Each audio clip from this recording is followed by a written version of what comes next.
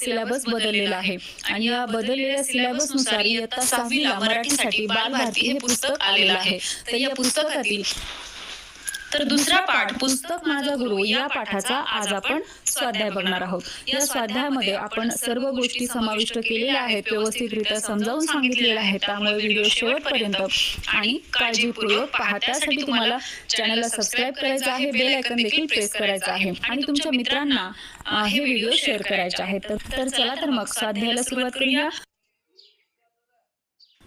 यामध्ये आम्हाला हे समजले या शीर्षकाखाली प्रश्न आहेत।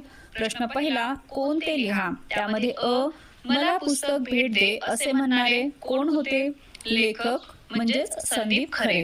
आ, रद्दीतून किलोवर पुस्तके विकत आणून लेखकासमोर ठेवणारी कोण होती? लेखकाची आई। ई, पुस्तकातून लेखकाला भेटणारे कोण होते? विविध लेखक आणि जग। ई, लेखक रात्री अपरात्री घरी यायचे तेव्हा झोपलेली असणारी लेखकाची मुलगी।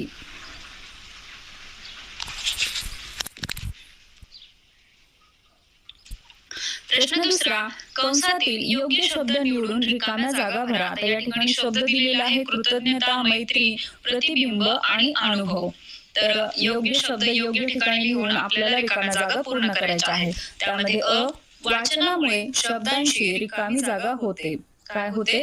मैत्री। रिकाम्या जागी योग्य शब्द येईल मैत्री। आदर असावा। रिकाम्या जागी योग्य शब्द येईल कृतज्ञता। प्रश्न तिसरा, 2 ते 3 वाक्यात उत्तरे लिहा। ई, लेखकाने पुस्तकांना गुरु का अनुभवांचे प्रतिबिंब आहेत असे लेखक का म्हणतात? हाच प्रश्न। पहिली कविता लिहिली, पुढे पुस्तकांशी मैत्री झाल्याने पूर्ण व्हायची, कारण उत्तर आहे कारण त्यांचा वाचनाचा वेग खूप चांगला होता। मनाला थेट भिडायची।